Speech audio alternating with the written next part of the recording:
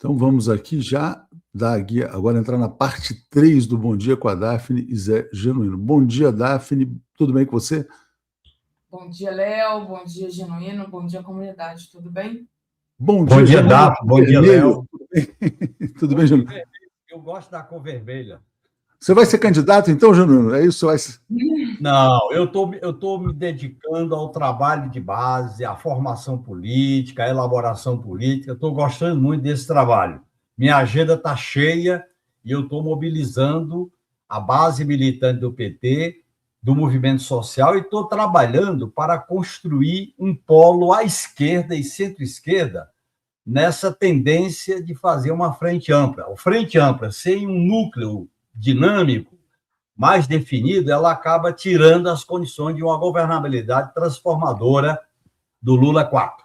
Mas, só para entender, você não rechaça a frente ampla, você quer a frente ampla com um polo forte de esquerda. Exatamente. A frente ampla está se colocando como uma necessidade eleitoral e tática, e eu estou propondo uma frente de esquerda e centro-esquerda com um programa de mudanças estruturais que dialogue com Lula, dialogue com a campanha. E, no meu modo de entender, isso é necessário, porque o Lula 4 é para transformar, o Lula 3 foi para conter, e nós agora temos que transformar. Está aí a agenda do país mostrando a necessidade de mudanças estruturais. Sistema financeiro, segurança pública, Forças Armadas, Defesa Nacional, tudo está sendo colocado, a qualidade de vida do povo brasileiro tem que melhorar mais e mais com a pauta dos direitos, com a pauta do povo. Portanto, eu acho que o país está num momento em que ele tem que avançar nas mudanças, senão a gente não deslegitima essa extrema-direita, com apoio do segmento da velha direita neoliberal. Uma pergunta só, Daphne, para o Genuíno, que a gente estava falando exatamente sobre isso. Quer dizer, nesse contexto, você defende a manutenção do Geraldo Alckmin como vice ou um outro vice, Genuíno? Olha, a tendência é ele ser vice do Lula. Por quê, Atush? O Geraldo Alckmin é vice do Lula por uma iniciativa política do presidente Lula. E eu acho que é o presidente Lula, mais do que o PT, que vai decidir a posição do Geraldo Alckmin na chapa. Eu acho que a tendência é ele ser vice do Lula. Como eu acho que São Paulo é fundamental que o Haddad seja candidato num cargo majoritário. Por exemplo, se ele for para a chapa do Senado, isso é positivo. Ele não pode ficar sem ser incluído na chapa majoritária. E aí, tem que discutir com o PSB, com o PSOL, com os outros partidos de esquerda, como compor a chapa majoritária, entendeu? No caso de governador. Porque a chapa de governador, Atush, ela é fundamental para eleger deputados federais e estaduais e senadores. Se a gente enfraquece o palanque dos estados, nós vamos ter dificuldade para eleger uma bancada maior para a Câmara dos Deputados. Daphne, eu falei que era só uma pergunta, mas vou fazer duas, porque essa semana eu encontrei um especialista em pesquisa e ele falou que é possível quantificar, por exemplo, quando você não tem o número 13, né, ali como candidato a governador, como esvazia o voto no 13 também para os deputados. Né? Essa é uma questão. É uma questão, porque é o seguinte, o PT, Atush, ele tem em torno de 30% do voto 13. Se você tira esse número, você acaba enfraquecendo a legenda. E a grande questão que impediu o PSDB na época e parte do PFL de votar o voto em lista é que eles diziam, se for para lista, com 13 o PT faz grandes bancadas no parlamento brasileiro. É isso. O que é correto, votar em lista. Então, e uma maneira de estimular, na verdade, isso que você está falando, esse trabalho agora de educação política, é o seguinte, vai votar no Lula, vota no 13. As pessoas, claro. Muitas pessoas sabem que não pode, assim, quer dizer, que há essa possibilidade de votar na legenda, né? E eu acho que se a gente faz aliança para deputado, para senador e para governador, nós temos que usar a seguinte tática. Votar fulano de tal é 13, votar fulano de tal é Lula. A gente massificar isso para fazer uma eleição blocada. A gente fazer uma eleição de time. A gente fazer uma eleição com uma proposta programática. Aí que eu acho que é a virtude da gente ter uma aliança mais do que eleitoral, uma aliança mais estratégica para o Lula 4. Pronto. Desculpa, Daphne. Valeu, vamos embora. Valeu, bom dia para vocês. Ô, Genuíno, você acha que tem algum prejuízo, então, político, essa titubeação da indefinição da candidatura do Haddad em São Paulo? Até agora, não. Eu acho que o prejuízo pode acontecer se ele não entrar na chapa majoritária. Aí eu acho que sim, é um prejuízo para o PT, para a candidatura do Lula e para o Haddad. Porque, veja bem, se nós estamos discutindo, como apareceu aí no debate 247, 2030, o Haddad ele tem que se cacifar em 2026 para 2030. E se cacifar não é sair da disputa. Ele tem que entrar na disputa e ter uma grande votação, que vai ser uma peça-chave no Lula 4. E aí ele tem que olhar 2030. Portanto, a disputa em São Paulo, sem o Haddad na chapa majoritária, pode enfraquecer a eleição de deputados federais e deputados estaduais em São Paulo. Assim como eu acho que a gente vai mediar isso no Rio de Janeiro com a Bené, no Rio Grande do Sul com Manuela e Pimenta, no Nordeste com chapas fortes para o Senado, e fazer as alianças com o centro, né, para impedir que a extrema-direita tenha maioria no Senado. Eu acho que isso é possível. E a gente fazer uma campanha para eleger mais deputados federais, e eu ouso colocar uma proposta para os partidos de esquerda. Nós devíamos propor a extinção da emenda PIX, da emenda execução obrigatória, através, se o Congresso não votar uma emenda constitucional, que é 3/5, nós devíamos apresentar aos partidos uma proposta de plebiscito popular para revogar as emendas impositivas no orçamento da União. Queria colocar uma matéria aqui para pedir para você comentar sobre a correlação de forças, né? Não é essa aqui, não. Peraí. Essa daqui. Então, aliados veem Mota dependente de Lula em 2026. O jogo virou, né? Segundo avaliam esses aliados do presidente da Câmara. Nos bastidores, os aliados do Hugo Mota sustentam que a dinâmica de poder entre o Executivo e a Câmara mudou. Segundo essa leitura, até o ano passado, o governo dependia mais de Hugo Mota para viabilizar votações de interesse do Planalto, agora a situação seria inversa. Né? A interpretação é de que o Hugo Mota passou a precisar mais do presidente Lula por razões eleitorais. Né? O deputado que pretende disputar mais um mandato lá na Paraíba, caso seja reeleito, deve tentar novamente permanecer no comando da Câmara dos Deputados. Como é que você vê essa avaliação aí desses aliados do Mota? Você concorda? Como é que você está vendo essa correlação de forças, presidente da Câmara e presidente Lula, Genuíno? Olha, nós temos uma correlação de força instável. E essa instabilidade é exatamente pelo fator político da família do inominável. A família Bolsonaro virou uma instituição política. Filhos Bolsonaro virou uma instituição que interfere como se fosse o comitê central do partido da extrema-direita, no caso o PL. E aí, como tem uma divergência com a direita neoliberal, tipo Ratinho, tipo Zema, tipo Caiado, a própria do tipo Kassab, eu acho que eles vão fazer cálculo político. Essa direita do centrão, ela sempre faz cálculo político. O objetivo dela é ter uma representação forte na Câmara. Sempre foi assim. O velho MDB, né, desde o Ulisses Guimarães, passando pelo PFL, que chegou a ser o maior partido, eles sempre trabalham, porque tendo uma maior bancada, com as emendas do orçamento e com a pressão para interferir na governabilidade, eles adquirem muita força. Portanto, eu acho que vai ter cálculos políticos. Agora, o problema é que nós não podemos ter uma frente instável, nós não podemos ter uma governabilidade como foi o início de 2023. Por isso que eu insisto, nós temos que fazer, no bojo da frente eleitoral ampla, uma frente à esquerda progressista, com um programa mais claro, mais definido, no diálogo com Lula, com a chapa majoritária e com a campanha e com o programa que vai orientar a campanha do Lula. Eu acho que isso é fundamental. Porque se você tiver uma pulverização nos estados, com esse pragmatismo eleitoreiro, tipo esse fenômeno do Mota, que você não pode recusar o apoio, mas isso é frágil. Se você tem uma fragilidade política, na hora que você for governar a partir de 2027, com os temas agudos na pauta, tá certo? Tipo jornada 6, fim da jornada 6x1, sistema tributário, a questão da soberania nacional, a questão da segurança pública, a questão da reforma democrática das instituições vai esbarrar numa frente pantanosa, diluída, que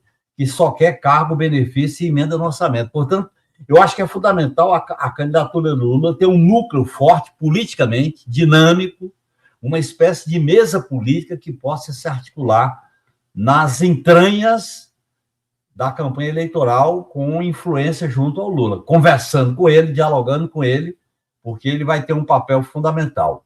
Nós não podemos ter uma discussão desse momento de crise só centrado numa pessoa. O Lula é muito forte, tem muita sensibilidade, a entrevista que ele deu no UOL foi muito boa, demonstrou muita segurança, mas ele tem que ter mais time, ele tem que ter mais militância, mais partido de esquerda com mais força no Congresso Nacional.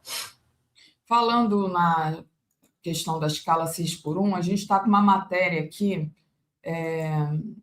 que é essa, né? O Lula marca reunião com Mota para discutir o fim da escala 6x1. Foi um jantar com representantes do Congresso, o presidente disse que o ideal é a adoção da escala máxima 5x2. Então, está o Lula tentando ali alinhar a tramitação dessa proposta que prevê o fim desse tipo de escala 6x1. O encontro deve contar também com a presença da ministra da Secretaria de Relações Institucionais, Gleisi Hoffmann, e o ministro da Secretaria-Geral da Presidência, que é o Boulos, né? Então, eles participaram aí desse jantar com o presidente na quarta-feira, e onde esse tema está sendo debatido. E agora eu te pergunto, né? Eu acho que esse tema aí vai ser o tema, talvez, principal desse ano, que você até já mencionou, né? Com essa correlação de força aí em relação ao Mota, talvez já dê para avançar nesse tema, né, Júnior? E essa bandeira ela vai estar no centro da disputa política, porque é a vida além do trabalho, a vida além da acumulação, a vida além dos super ricos, a vida além do sistema financeiro. Quer dizer, a vida do povo, os direitos, a saúde, a educação, o salário mínimo, a jornada decente. Eu acho que a pauta do povo vai ter um peso muito grande nessa campanha eleitoral, porque a vida está muito precarizada, seja na segurança, seja na renda, mesmo com os grandes avanços do salário mínimo, um pouco, a questão, por exemplo, do controle da inflação, a questão, por exemplo, da qualidade de vida em transporte, moradia, segurança pública, saúde, educação, está muito precarizada. Então, a ideia de colocar a vida do povo na pauta, com essa bandeira, a vida além do trabalho, que é o fim da jornada 6x1, eu acho muito interessante, porque isso puxa outras questões essenciais, tá certo? Para a gente propor caminhos alternativos, porque essa financiarização, esses monopólios tão fortes, essa ganância de submissão ao imperialismo americano, porque a questão da soberania nacional vai se colocar, e eu acho que é discutir a soberania nacional, que é um eixo central, discutir a questão democrática, que é outro eixo central. Se não tiver colada na pauta popular, na pauta do povo, nós não estamos sendo eficientes para ganhar corações e mentes para um projeto libertador, que eu acho que essa campanha vai ser uma campanha inovadora nesse sentido. Não, muito bom. Daqui a pouco a gente fala dessa questão da bandeira da soberania nacional, né? Até uma fala do Lula em relação ao Maduro. Mas voltando ainda na sua declaração, você disse que o Lula 4 deve ser um governo de transformação. Na sua avaliação, além dessa pauta 5x2 que o Lula está tentando propor, que vai mudar a vida do trabalhador brasileiro, né, da maioria dos trabalhadores brasileiros, o que você avalia que deve ser transformado? O que você avalia que dá para ser transformado? Porque teve 2 governos anteriores do Lula, que também o segundo governo dele foi o governo que se avançou mais, né? Agora, né, nesse 4º governo Lula, o que você acha que pode ser colocado aí para mudança, com toda essa situação que a gente vive, de pressão imperialista, de pressão dentro do próprio Congresso? O que você acha que ele precisa propor para melhorar a vida e transformar? Olha, Dalton, o Lula 2 foi marcado por uma disputa muito ideológica e política em 2006, e ele centrou no PAC, Programa de Aceleração do Crescimento. o que gerou emprego, que desenvolveu economicamente o país, o que levou a ele dizer que a crise de 2008 era uma marolinha. Não era bem marolinha, com uma crise ampla do capitalismo neoliberal, mas ele teve condições de enfrentar. O grande problema, que eu acho para 2026, é a pauta do povo envolve a jornada, envolve a questão tributária, já foi um avanço a isenção, mas eu acho que a gente tem que avançar para cobrar imposto do BBB, das bets, bilionários e bancos. Essa é uma questão fundamental, e, no meu modo de entender, continuar recuperando o poder de compra do salário mínimo. O salário mínimo, num país como o Brasil, é o principal meio para distribuir renda. E nós devíamos colocar, ao lado da distribuição de renda, a distribuição da riqueza. E com programas alternativos em relação à questão da reforma agrária, em relação à habitação popular, em relação a popularizar o tema da segurança pública, em relação, por exemplo, à criação e à qualidade de empregos a partir de uma política de desenvolvimento industrial sustentável. Nós não podemos ter uma economia que é toda voltada para o primarismo e para o mercado externo. Então, nós temos que fazer essas mudanças. Essas mudanças, vai exigir alterações na institucionalidade. Se nós não tivermos condições de fazer essas mudanças via emenda constitucional, que é muito difícil, eu acho que nós devíamos discutir melhor a questão do plebiscito como democracia direta, participativa, porque não dá para a gente governar com essas amarras do centrão. E o Lula começou a avançar aí para uma certa ofensiva quando teve a crise do IOF. A partir dali, ele sinalizou um diálogo diferente com a população, a partir da PEC da bandidagem, a partir do tarifaço, a partir do número de deputados. Quer dizer, por exemplo, essa questão, a questão dos limites do arcabouço fiscal para os investimentos públicos, tem que ser discutido, no meu modo de entender, porque essa limitação dificulta o investimento em políticas de Estado, em políticas públicas. Tá certo?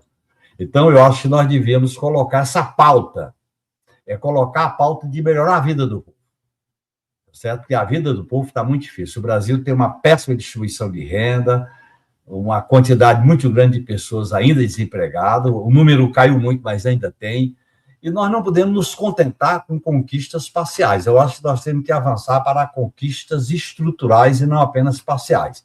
O Lula 3 fez muitas mudanças parciais, nós temos que avançar para mudanças estruturais que dá para se fazer combinando a atuação no Congresso com a atuação na sociedade. E o Lula está dando sinais disso.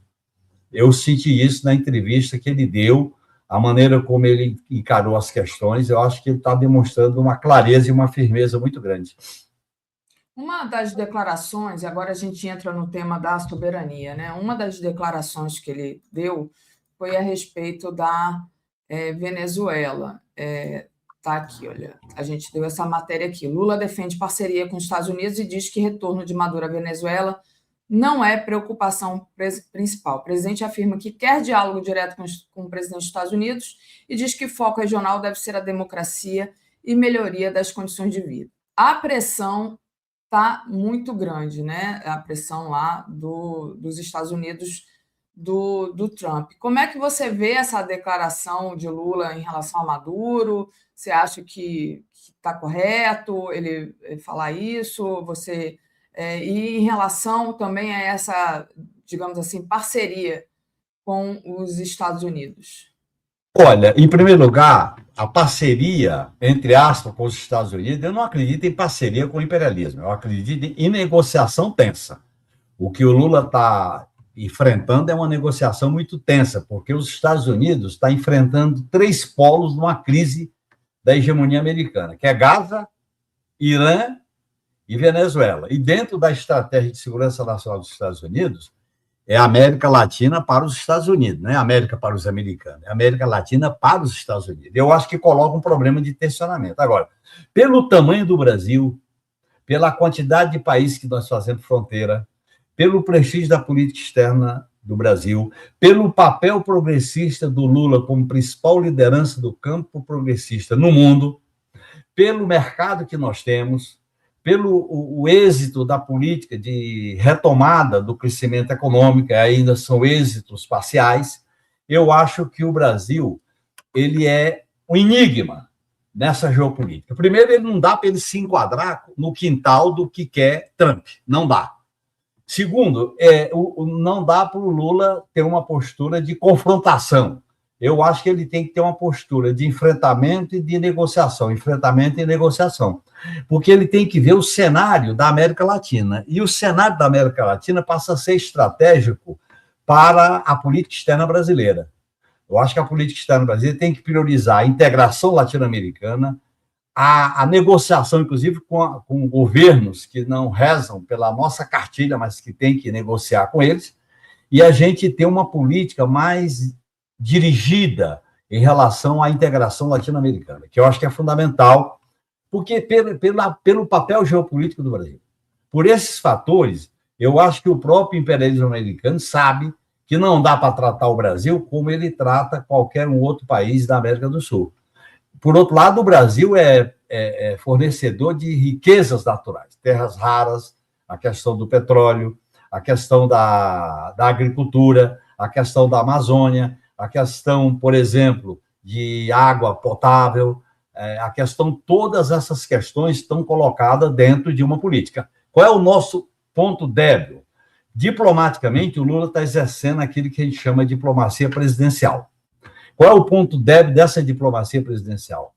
O Brasil não tem uma política de defesa nacional para este novo cenário. Daphne, o cenário, nós somos prisioneiros de um cenário hegemônico que vem do imperialismo inglês, passou pelo imperialismo americano, pela Guerra Fria, que é a ordem ocidental do imperialismo que condiciona os países da América Latina a uma submissão. E na hora que você tem um país que não reza a cartilha, veja o que acontece com Cuba, o que aconteceu com a Venezuela. Portanto, eu acho que agora não dá para...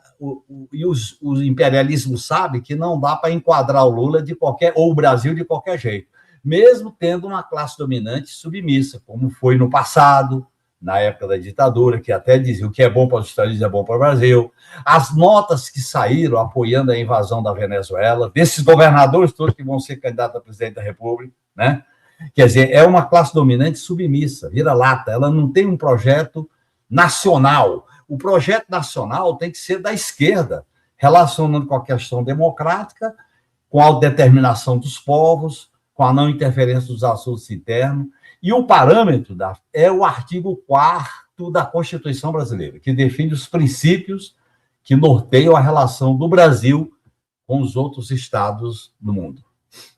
Muito bom. Ainda na entrevista, quer dizer, além dessas expressões internacionais do imperialismo, também tem as expressões nacionais, né?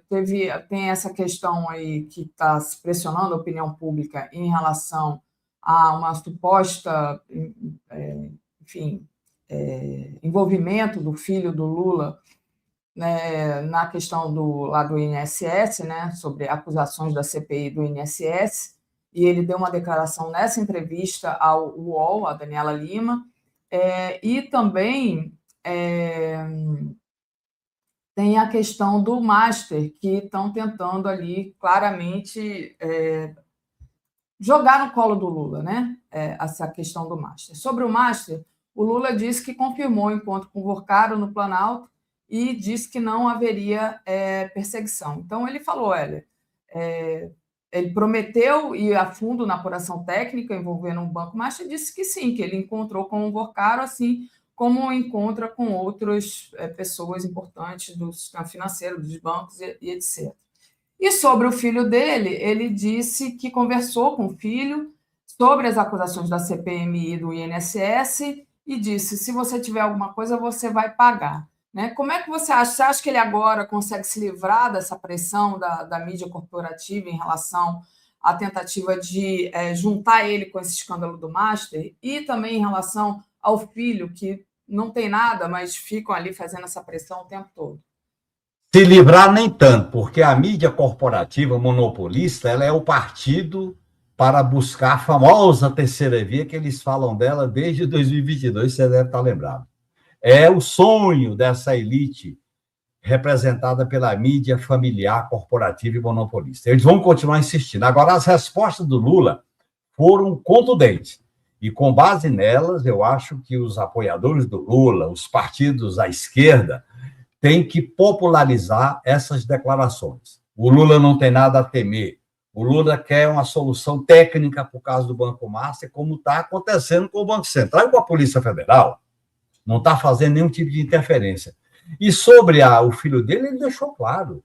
Ele deixou claro, inclusive, uma atitude que certamente é muito doída para o Lula, é muito delicada, mas ele agiu como chefe de Estado. Portanto, eu acho que nós temos que pegar essas declarações e fazer proselitismo popular, discurso popular, porque está clara a posição do Lula. Agora, vai ter enfrentamento, porque essa grande mídia, ela quer fazer duas coisas. Se uma não der certo, dá a outra. Eles querem enfraquecer a personalidade do Lula para garantir alguma viabilidade do Lula ser eleito, mas não tão forte. Esse é o objetivo mais imediato. Eles podem ser reeleitos, mas não muito forte. Mas não, ele tem que ser, se for para ser eleito, tem que ser mitigado para que a gente pressione por um programa em relação a banco, em relação a reformas, em relação a agronegócio e por aí agora. Em relação à tirania fiscal, austeridade. A outra questão mais profunda é que eles vão continuar com essa ladainha anti-PT e anti-Lula, né, para tentar ver se sai uma terceira via, que está cada vez mais difícil. Né? Eu acho para a terceira via com viabilidade, que seria o cenário de várias candidaturas no primeiro turno para jogar a eleição para o segundo turno, porque cada candidato puxa uma franja do eleitorado que potencialmente não vota no inominável Bolsonaro, mas não vota no Lula para produzir no segundo turno. E aí, no segundo turno, eles fazem a alianção da ordem machista, autoritária, submissa ao imperialismo americano, segurança como morte, completar as privatizações, eliminar os tetos constitucionais, fazer a tirania fiscal, né? E aí eu acho que é o modelo que eles estão fazendo aqui em São Paulo com o Tarcísio, que fazem no Paraná com o Ratinho, que faz em Minas Gerais com o Zema e faz por aí afora. E eu acho que eles vão trazer a disputa no campo mais ideológico e político. Por isso, porque eu acho que nessa disputa, e aí justifica a minha posição de formar um polo à esquerda, é que essa eleição não vai ser só a eleição dos números, do relato, da prestação de contas. Tem que ser uma eleição que conquiste corações e mente para a esperança, para o futuro. Nós estamos empadeirados, nós estamos colocados contra a parede diante das reformas neoliberais que quase destruíram o país. Então, nós temos que fazer enfrentamento político. E eu acho que se a gente não trabalha com a subjetividade das pessoas, com o sonho, com a esperança, a gente não diminui o voto abstenção, o voto da abstenção, o voto da ausência, né? O voto do alheiamento ao processo eleitoral. Portanto, eu acho que nós temos que trabalhar muito vamos dizer assim, nessa embocadura. Todas essas questões que a gente trouxe aqui para você foi a partir das declarações de Lula ao UOL, a Daniela Lima. Você acha que está certo o Lula dar esse tipo de entrevista assim, exclusiva, ou você acha que tinha que ser entrevistas para vários jornalistas? Como é que você vê essa estratégia? Eu acho que ele tem que fazer a mediação. Eu acho que fazer só entrevista coletiva não é o mais adequado, mas também não fazer entrevista coletiva é equivocado. Eu acho que ele tem que fazer entrevistas coletivas, fazer entrevista para certos órgãos, fazer uma mistura. Tanto entrevista para certos órgãos, como da UOL, como o SBT, como o Globo, como o Record, etc., etc., mas, ao mesmo tempo, ele tem que intercalar com entrevista coletiva. A entrevista coletiva é mais, vamos dizer assim, sendo mais ampla. A entrevista, assim, de maneira exclusiva, ela pode aprofundar mais certos temas e vai para a agenda do país. Eu acho que tem que misturar as duas coisas. Só entrevista exclusiva eu não concordo. tá certo? Então, eu acho que ele tem que fazer essa mediação. O Lula tem que falar com o país, falar com o povo de maneira muito sincera e franca, como ele é. O Lula é um grande comunicador, ele saiu muito bem nessa entrevista com o UOL, né? O Lula, quando é questionado, quando ele é provocado, ele se sai muito bem. Aliás, a história dele mostra isso, entendeu? Ele mostrou segurança. É muito importante, nesse momento de crise, um líder político mostrar segurança, domínio dos temas, compromisso com a melhoria de vida do povo. Isso é muito importante diante da crise que nós estamos vivendo, né? A gente está vivendo, Daphne, uma crise de uma era terrível. As barbaridades estão se normalizando. Olha aqui essa foto do Trump em relação a Obama e Michelle. Olha o que eles fizeram em Gaza, o que eles fizeram na Venezuela, o que eles estão ameaçando o Irã. Esse pessoal, o imperialismo não tem limite para as atrocidades. Violência, atrocidade, lucro, eles não têm limite. Então, eu acho que nós temos que fazer essa disputa política, seja através da grande mídia dando entrevista, seja através das entrevistas coletivas. Por exemplo, eu acho que aí ele tem que ter um critério, vamos dizer, que seja justo. Assim como ele dá uma entrevista para o UOL, tem que dar uma entrevista para o 247, tem que dar uma entrevista para o DCM, tem que dar uma entrevista para o ICL, tem que dar uma entrevista... Não dá para fazer exclusiva com um canal e com os outros só coletiva. Não dá. Tem que ter um critério justo que eu defendo. Muito bem. É isso. Estou fazendo campanha para vocês fazerem uma entrevista com o Lula. A gente tem que ter mesmo. Olha aí, o Lula escutava o 247 quando estava... Claro, ele escutava tanto, né? Eu recebi bilhetinho do Lula, a Tuxa recebeu vários, foi enfim. Genuíno, obrigada, te agradeço demais. Tem uma pessoa aí querendo falar com você no telefone, não vou te segurar mais, mas se você tiver... Não, mas a minha prioridade, Daphne, é falar contigo, falar com o 247, certo? Obrigada. A minha rotina inclui sexta-feira, 8 horas da manhã, com Daphne, eu já boto na agenda. Muito bom, muito obrigada, viu? Um grande abraço, tá? Valeu, tchau. Gente, hoje a gente tem surpresinha aqui. Só agradecer a todos vocês, a Cirlei, que diz: direita diz que Trump enquadrou Petro, Canel e Lula. E Lula vai perder se continuar a bancar o Galípolo, diz aqui.